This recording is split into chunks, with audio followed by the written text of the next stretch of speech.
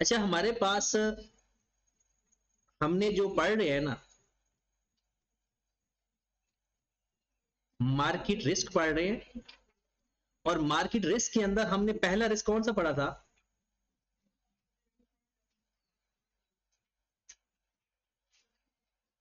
ये रिस्क क्या है? रेट ऑफ इंटरेस्ट बढ़ ना जाए या कम ना हो जाए। इसको हेज करने के हमने तीन तरीके पढ़े। एक है FRA, फॉरवर्ड रेट एग्रीमेंट। आप इसको डायरेक्ट फॉरवर्ड कॉन्ट्रैक्ट भी कह सकते हो। अच्छा, इसकी जो प्रैक्टिकल एग्जांपल्स हैं या जो ओरिजिनल ये है, मैं अभी आपको बता रहा हूं कि आपने पेपर के अंदर इसको किस तरह से हल करना है। जब ओरिजिनल की बात आएगी ना, तो एक क्लास हम इसके ऊपर रखेंगे प्रॉपर, इसके ओरिजिनल जो प्रैक्टिकल मार्केट में जिस तरह से चलता है वैसे। फिर उसके बाद है फ्यूचर कॉन्ट्रैक्ट,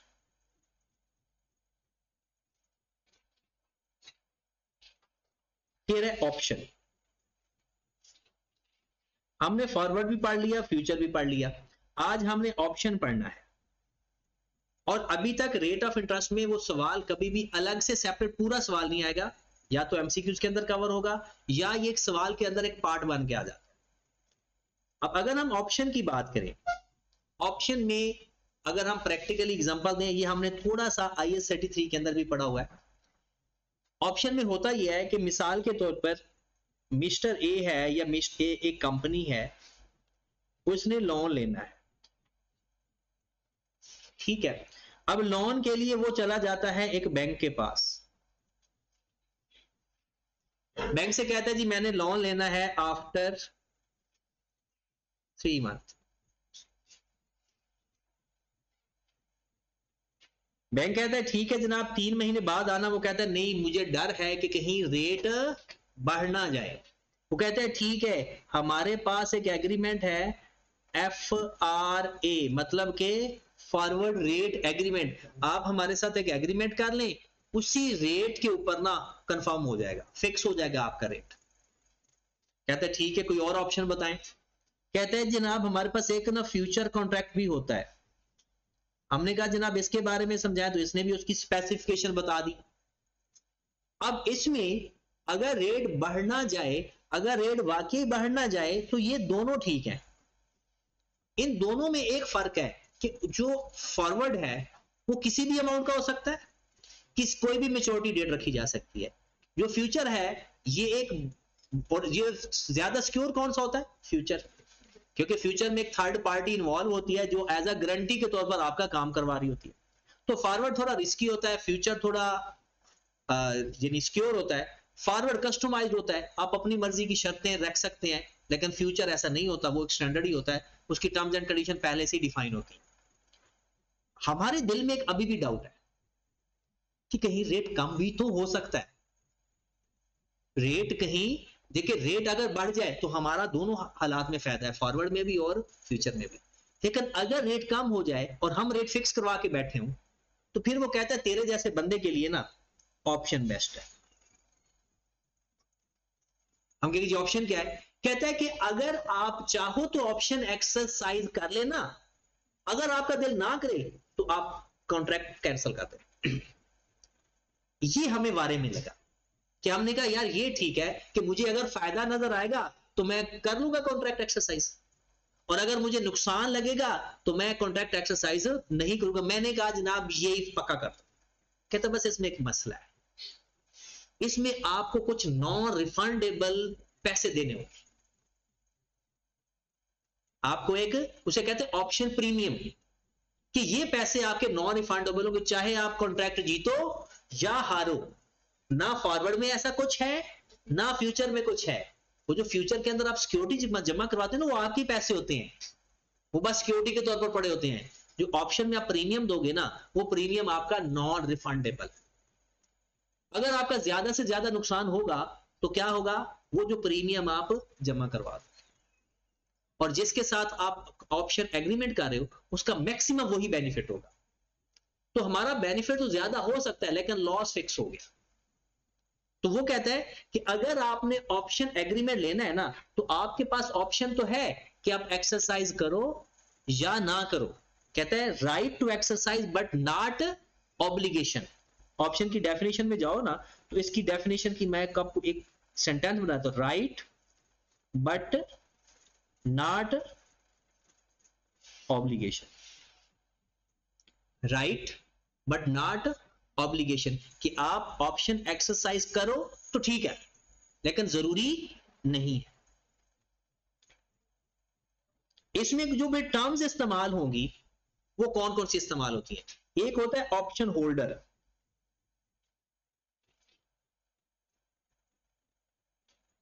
ऑप्शन होल्डर है हम, जिसने कॉन्ट्रैक्ट करना है, जिसने ऑप्शन कॉन्ट्रैक्ट खरीदना है या बेचना है, कॉन्ट्रैक्ट करने वाला। एक होता है ऑप्शन राइटर, जिसके साथ कॉन्ट्रैक्ट किया, ऑप्शन होल्डर जिसने कॉन्ट्रैक्ट किया और ऑप्शन राइटर जिसके साथ कॉन्ट्रैक्ट किया। एक आ जाएगा कॉल ऑप्शन,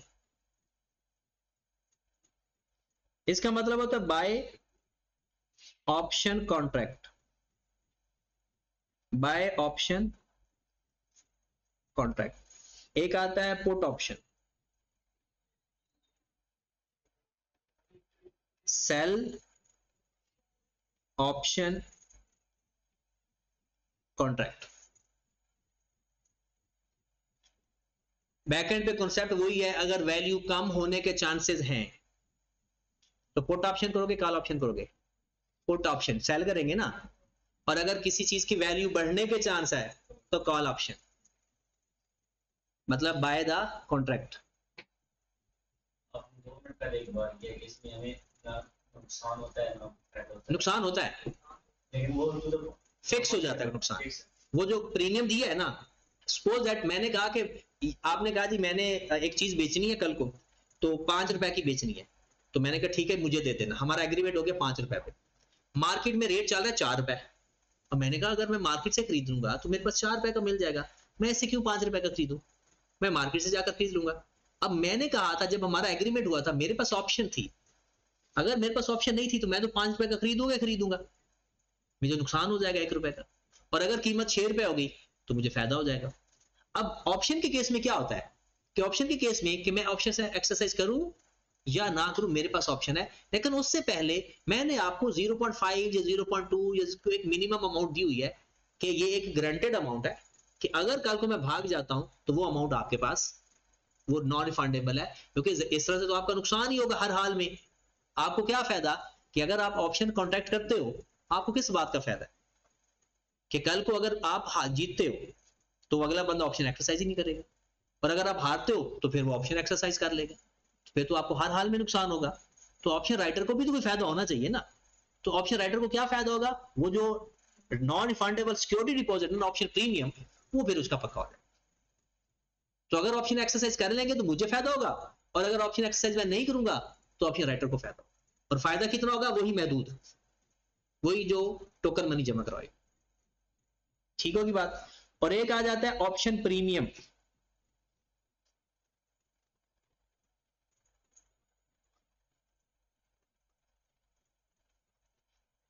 और एक टर्म आ जाती है लास्ट टर्म स्ट्राइक प्राइस। ये जनाब जो मैंने लिखा है ना, ये सारी ऑप्शंस के अंदर यही वर्डिंग इस्तेमाल होती है, बाकी आगे थोड़ी थोड़ी इसकी एक्सप्लेनेशन होगी, बाकी इसके अंदर और कुछ भी नहीं है, बाकी हम सवाल करने जा रहे हैं। राइट बट नॉट ऑब्लिगेशन, ये है ऑप्शन की डेफिनेशन कि आपका राइट है, right to exercise but not obligation. Option holder वो बंदा होता है जो कॉन्ट्रैक्ट करता है या जो ऑप्शन कॉन्ट्रैक्ट सेल या बाय करता है एट ओपन पोजीशन पे। ऑप्शन राइटर वो बंदा होता है जिसके साथ कॉन्ट्रैक्ट होता है। कॉल ऑप्शन का मतलब होता है बाय करना, और पुट ऑप्शन का मतलब होता है सेल करना। ऑप्शन प्रीमियम का मतलब होता है वो टोकन मनी लाजमी दे दी जाती है जो कि नॉन रिफंडेबल होती है, और स्ट्राइक प्राइस होती है जो जिस रेट के ऊपर एग्रीमेंट हो रहा है, जो लॉक रेट नहीं किया जाएगा उसे हम कहते हैं स्ट्राइक रेट, स्ट्राइक प्राइस, ये मतलब।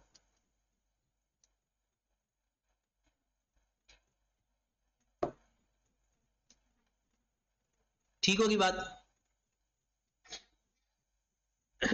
अब इसका सवाल पेपर में कैसे आता है, ये टर्म्स इसलिए पता होनी चाहिए कि एमसीक्यूज के अंदर कवर हो जाती हैं।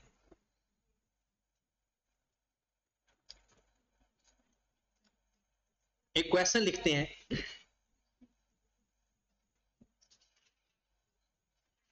a company wants to obtain a loan ₹30 million। एक कंपनी को 30 मिलियन का लोन चाहिए। Current spot rate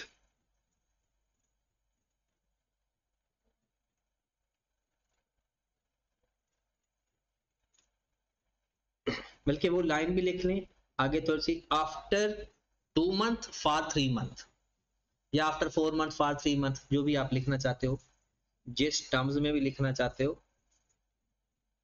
after 2 month for 3 month.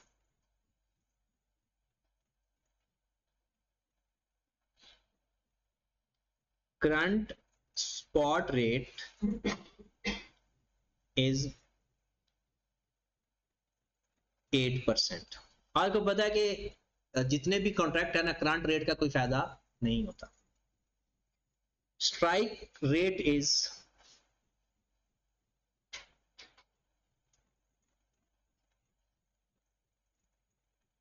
strike rate is 8.4% under option contract।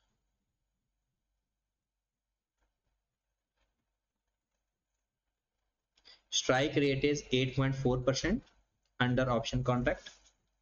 Option premium is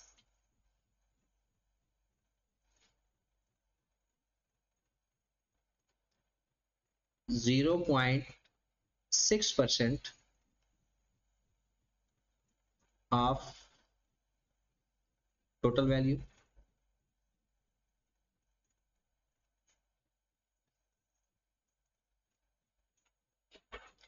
After 2 months,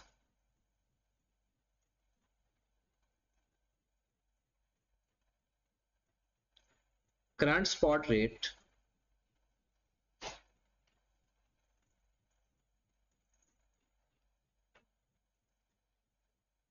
A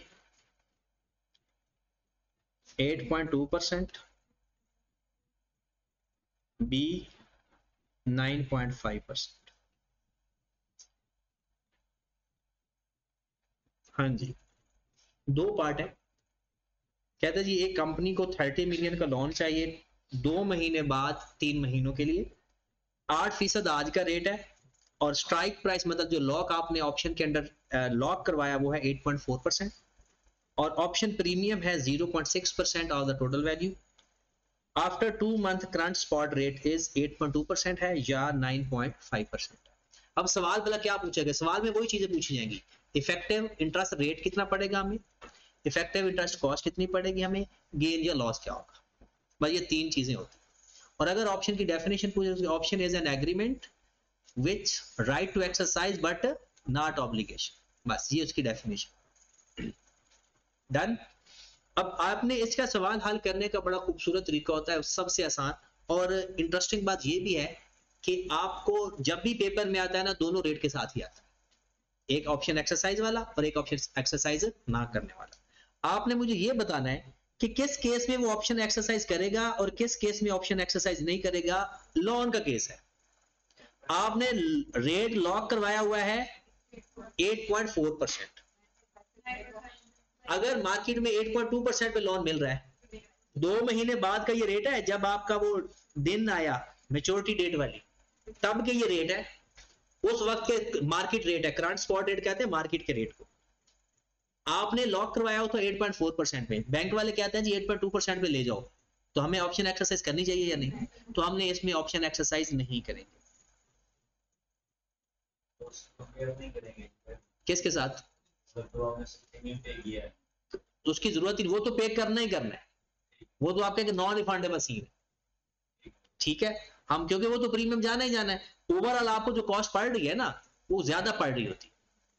9.5 के case में क्या करेंगे, हम option exercise कर लेंगे कि बैंक वाले कहते हैं कि जी 9.5% है, और मार्केट में चल रहा है, सॉरी मार्केट में चल रहा है 9.5%, हमारा लॉक रेट हुआ वो 8.4% पे।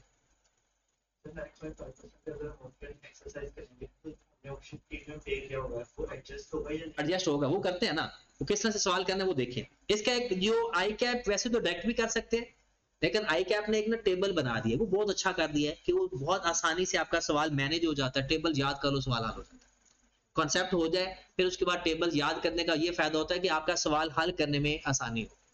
तो यहां पर हम लिख देते हैं ऊपर एक्सरसाइज्ड ऑप्शन, एक कॉलम नॉट एक्सरसाइज्ड ऑप्शन, दोनों का केस बना लेते हैं, ऑप्शन एक्सरसाइज करेंगे और अगर ऑप्शन एक्सरसाइज नहीं करेंगे। अगर एक केस है तो फिर लिखने की जरूरत नहीं, फिर डायरेक्ट भी कर देंगे, ठीक है। तो सबसे पहले आपने लिखना है जनाब मार्केट का rate of interest, spot rate after 2 month,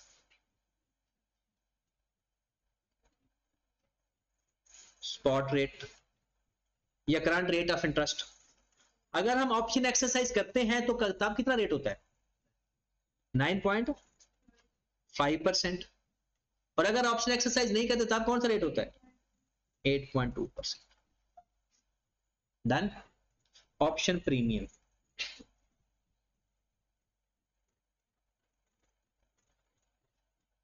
zero 0.6%, 0.6%।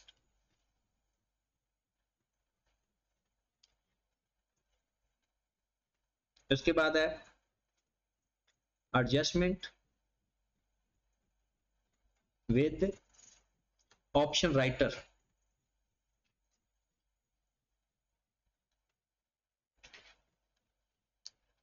जब आपने ऑप्शन एक्सरसाइज ही नहीं करनी तो ऑप्शन राइटर से कोई लेन देन रहा, जब ऑप्शन एक्सरसाइज ही नहीं करेंगे तो फिर आपका ऑप्शन होल्डर के साथ कोई लेन देन नहीं रहा।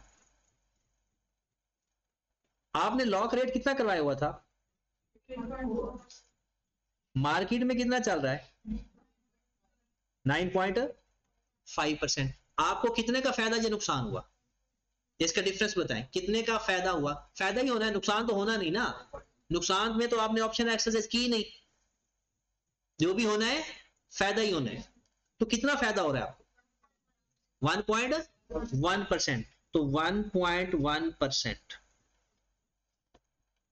जितना आपको फायदा होगा उतने से आपका ओवरऑल रेट, देखिए आपको टोटल रेट पड़ा 9.5%, तो मार्केट का रेट चल रहा है 9.5%, तो मार्केट का रेट चल रहा है, 6% हमने कौन सा दिया हुआ है प्रीमियम भी दिया हुआ है, और 1.1% हमें फायदा हो गया।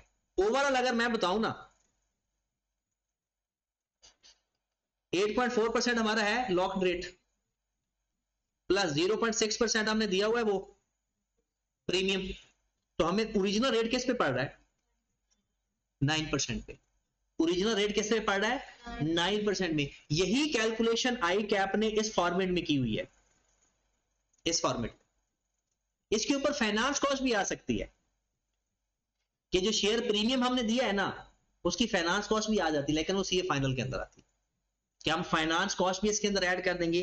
फिर ये आप करोगे क्लोज, यहां पर हम लिखेंगे net effective rate, net effective rate, हाँ जी करें जरा 9.5% प्लस 0.6% माइनस 1.1%, 9.5% प्लस 0.6% माइनस 1.1%, कितना आ गया वही 9%। कैसे भला 8.4% में तो हमने लॉक किया हुआ था, 0.6% हमें एडिशनल देना पड़ा, वो भी तो देना ही है ना, तो हमें ओवरऑल कॉस्ट कितनी पड़ी 9%। आई कैप ने किस तरीके से हल किया हुआ है, वो कहता है मार्केट का रेट लिख लो, ऑप्शन प्रीमियम ऐड कर दो, ऑप्शन एक्सरसाइज नहीं करोगे फिर तो कुछ नहीं आएगा, और अगर ऑप्शन एक्सरसाइज करोगे जितना बेनिफिट है वो नेट कर दो। इसमें आपको नेट कॉस्ट कितनी पड़ रही है 8 ये क्यों एक्सी कॉस्ट पड़ रही है, क्योंकि मार्केट में हमें 8.2% में मिल रहा है, हमने ऑप्शन एक्सरसाइज नहीं करनी, 8.2% पे ले लेना है, लेकिन 0.6% तो हमने दिया हुआ है ना, तो हमें ओवरऑल इफेक्टिव रेट क्या बढ़ जाएगा 8.2 तो आप ये डायरेक्ट भी कर सकते थे कि अगर ऑप्शन एक्सरसाइज करनी है तो strike price plus share premium, option premium, और अगर आपने ऑप्शन एक्सरसाइज नहीं करनी तो फिर वो जो market price plus share option premium. देखें, आपने एक तो ये तरीका जो आई कैप की बुक में लिखा हुआ है, हम आई कैप की बुक के बगैर अगर देखें तो ज्यादा आसान होता है। हमारे पास दो रेट है, हमारा लॉक रेट कितना है, जो आपने लॉक रेट करवाया हुआ है 8.4%। अब आपके पास दो ऑप्शन आ गई है, मार्केट में चल रहा है 9.5% और मार्केट में चल रहा है 8.2%।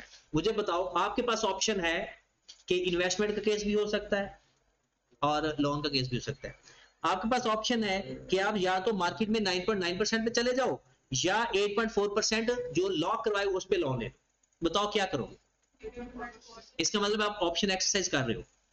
8.4% ये और 0.6% जो हमने पहले पे किया हुआ है, हमें कितनी कॉस्ट नेट रेट पड़ेगा? 9%। ये एक केस है, एक सवाल है। दूसरी साइड पर आए, लॉक रेट कितना है? 8.4%। बैंक वाला क्या कहता है? 8.2%। ऑप्शन हमारे पास है, क्या करोगे? 8.2 की तरफ जाओगे या 8.4 की तरफ जाओगे? 8.2 और प्लस 0.6 पहले भी दिया हुआ है, तो हमें नेट रेट कितना पड़ेगा? 8.8%। ठीक होगी बात। अब इसी चीज को आई कैप ने इस फॉर्मेट में हल किया हुआ है अपनी बुक के अंदर। वो क्या कहता है? पहले ले लेता है मार्केट का रेट और फिर ले लेता है उसमें share premium, option premium add भी कर देता है, और अगर ऑप्शन एक्सरसाइज करेंगे तो उसका नेट बेनिफिट एडजस्ट कर देता है, और अगर ऑप्शन एक्सरसाइज नहीं करेंगे तो उसकी जगह कुछ नहीं लेता। तो आंसर वही आता है। बुक का फॉर्मेट हम इसलिए फॉलो करते होते हैं कि एग्जामिनर के लिए थोड़ा सा इजी हो जाता है, वरना ये नहीं कि एग्जामिनर आपका वो पेपर वो फेल कर देता दूसरी साइड पे, ऐसा नहीं होता। लेकिन अगर आप बुक वाला फॉर्मेट फॉलो करोगे वो भी आपकी मर्जी है, डायरेक्ट करना तो डायरेक्ट कर। ऑप्शन एक्सरसाइज और नॉन एक्सरसाइज में दोनों ऑप्शन में 0.6 को एडजस्ट करते हैं। हालांकि नाम करने वाले ऑप्शन में तो बनता है कि वो हमारे लॉस से जा रहा है, लेकिन अगर हम ऑप्शन एक्सरसाइज कर रहे हैं फिर हम 0.6 वो मनी है जो आपने लाजमी देनी है, वो नॉन रिफंडेबल है, वो आपको कॉस्ट पड़नी पड़नी। लेकिन सर ऑप्शन एक्सरसाइज कर लिया आपने, अगर ऑप्शन एक्सरसाइज आपने कर ली उसके बावजूद भी ये एग्रीमेंट के टर्म्स एंड कंडीशन है, इसमें हम क्या कह सकते हैं? तो जो उसकी टर्म्स है कि उसने कहा जनाब जो रेट ये जो ये है ये आपको कॉस्ट पड़नी पड़नी, उसके बाद चाहे आप ऑप्शन एक्सरसाइज करो या ना करेंगे तो लॉक रेट पड़ेगा, नहीं ऑप्शन एक्सरसाइज करेंगे तो मार्केट का रेट होगा। ठीक होगी बात जी? जिसमें हम ऑप्शन नहीं एक्सरसाइज कर रहे हैं उसमें हमें 8.8 पड़ रहा है, तो इससे अच्छा ये नहीं हम एक्सरसाइज ही करें। नहीं तब रेट 8.2% था। ये दो सवाल है, ये एक सवाल के दो पार्ट है। अगर मार्केट के रेट अंदर 9.5% होता, मिसाल के तौर पर आप कहते हो कि बेहतर है कि हम ऑप्शन एक्सरसाइज करें ही ना, ये कह रहे हो ना, चलो ठीक है। अगर हम ऑप्शन वाले में हम कर रहे नहीं, अब मैं अभी पहले वाले में करता हूं, आप कहते हो जी पहले वाले में हमने ऑप्शन एक्सरसाइज करके फिर भी हमें नुकसान हुआ, ऐसे कह रहे हो ना? पहले वाले में हमने ऑप्शन एक्सरसाइज कर रही है फिर भी 9% रेट आ रहा है। आप देखें दूसरा सवाल है ही नहीं, हमने 8.4% में रेट लॉक करवाया, मार्केट में कितना था? 9.5%। हमने कहा जी हमने तो मार्केट से लेना है, चलो ले लो 9.5% वो भी दो और 6% प्रीमियम हमने पहले ही दिया हुआ है, तो हमें कितना रेट पड़ जाएगा? 10.1%। तो ना करो ऑप्शन एक्सरसाइज, 10.1% पे जाओ। फिर उसकी वजह से हमारा रेट कितना हो गया? ऑप्शन एक्सरसाइज करने की वजह से 10.1 की बजाय 9% रेट हमें पड़ा, हमें 1.1% का रेट बचत हो गई। ये एक और सवाल है, अगर 8.2% होता तो अब हम ऑप्शन एक्सरसाइज नहीं करेंगे। अगर इस सूरत में हम ऑप्शन एक्सरसाइज करते तो हमें 8.4% भी पढ़ना था, 0.4% भी पढ़ना था, वो 9% हो जाना था। इस केस में दो सवाल है ना, इस केस में हमने कहा जी ऑप्शन एक्सरसाइज हम करेंगे, ठीक है, सॉरी नहीं करेंगे। अगर ऑप्शन एक्सरसाइज करते इस केस पे, ये एक सवाल था, तो हमें रेट कितना पड़ना था? और 0.6% तो ये कितना पड़ जाना था? 9%। अब दूसरा केस में आ जाए, इस केस में अगर हम ऑप्शन एक्सरसाइज की है ना तो हमें फायदा नजर आ रहा है, अगर हम ऑप्शन एक्सरसाइज ना करते तो हमें 10.1% रेट पढ़ने जाना था। तो हमने अपना फायदा देखना है। इसमें भी हमें 0.2% का फायदा नजर आ रहा है, और इसमें भी अगर ना करते तो 10.1% पढ़ना था, तो इसमें भी फायदा नजर आ रहा है।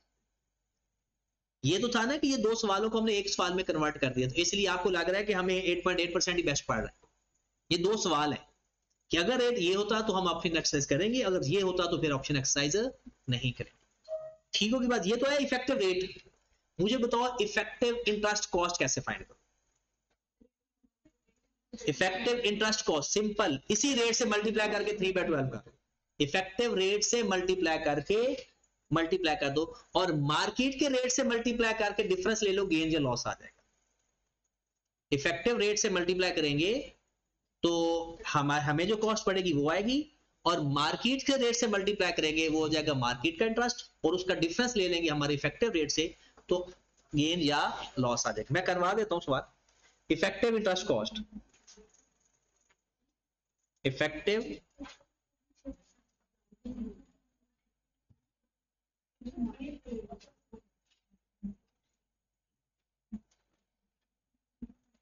इफेक्टिव इंटरेस्ट या फाइनेंस कॉस्ट। ऑप्शन ए के केस में क्या होगा, कितने मिलियन लेना है आपने लोन, मल्टीप्लाइड बाय 9% पड़ा रेट आपको, मल्टीप्लाइड बाय 3/12 कितना 0.675, और दूसरे केस में कितना पढ़ना था 30 million multiplied by 8.8% multiplied by 3/12 0. पूरा 66। अब हमने अगर इफेक्टिव इंटरेस्ट कॉस्ट फाइंड की तो इतना ही काफी है। अगर वो कहे गेन या लॉस, डायरेक्ट बता सकते हो पहले केस में गेन या लॉस कितना है और दूसरे केस में गेन या लॉस कितना।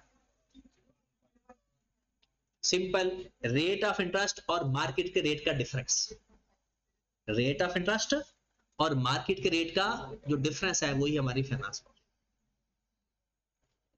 देखिए जी,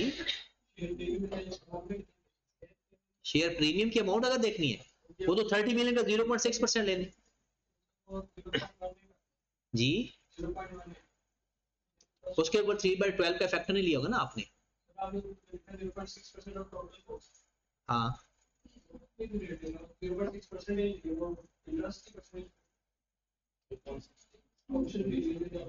जो मोस्टली होती है ना वो टोटल वैल्यू की होती है, लोन की वैल्यू की होती है, इंटरेस्ट की वैल्यू की नहीं होती। जो प्रीमियम होता है ना वो वैल्यू का होता है, लोन का, इन्वेस्टमेंट का 0.6, 0.2, 0.1%, इंटरेस्ट वैल्यू का नहीं होता। अच्छा यहां पर देखिए, अगर आपने डायरेक्ट गेन या लॉस फाइंड करने, आपने मार्केट का रेट और आपका जो रेट पड़ा है इसका जो डिफरेंस है वो गेन या लॉस होगा, इसका और इसका जो डिफरेंस होगा वो गेन या मार्केट का रेट और इफेक्टिव रेट का जो डिफरेंस है। अब देखिए मार्केट का रेट कितना था 9.5%, आपको कितना पड़ा 9%, गेन हुआ लॉस कितना, जो भी डिफरेंस है उसका कितना 0.5, आपको भी हमें तो 1.1 बचत हुई थी तो वो 0.6% आपने वो तो वही बन गया ना। और इसमें आपको गेन हुआ लॉस, मार्केट का रेट था 8.2% और आपको कितना लॉस हो रहा है, आपने कितना 8.8, तो 0.6 का लॉस। याद रखें ऑप्शन के अंदर लॉस आपका ऑप्शन प्रीमियम होता है, बस ऑप्शन के अंदर जो लॉस होता है वो मैक्सिमम कितना हो सकता है, वो ऑप्शन प्रीमियम से ज्यादा नहीं हो सकता, गेन कुछ भी हो सकता है। तो पेपर में ज्यादातर ये सवाल पूछे जाते हैं आपके पास इफेक्टिव रेट या इफेक्टिव इंटरेस्ट कॉस्ट, और अगर गेन या लॉस पूछ ले तो उसमें क्या करना है, गेन ऑन ऑप्शन 0.5%, बस इतना ही लिख देना काफी है, और आगे अमाउंट से मल्टीप्लाई कर लें तो आपकी अपनी मर्जी 9.5% माइनस 9% 0.5%, और यहां पर क्या होगा 8 लॉस ऑन ऑप्शन,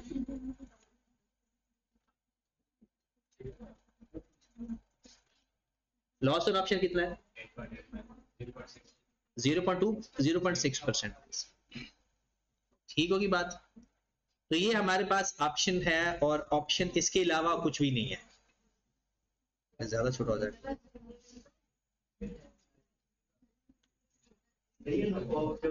ऑप्शन की केस में ऑप्शन प्रीमियम लॉस हुआ है, उसके केस में हम ये टाइम फैक्टर लगाएंगे डिवाइड बाय 1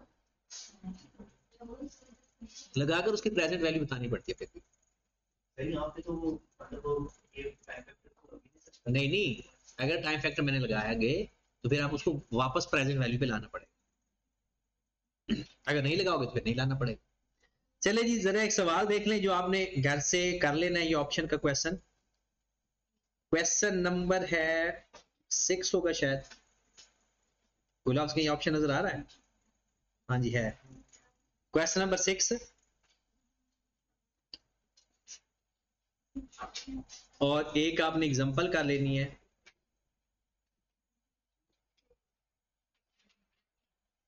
कमोडिटी फॉरवर्ड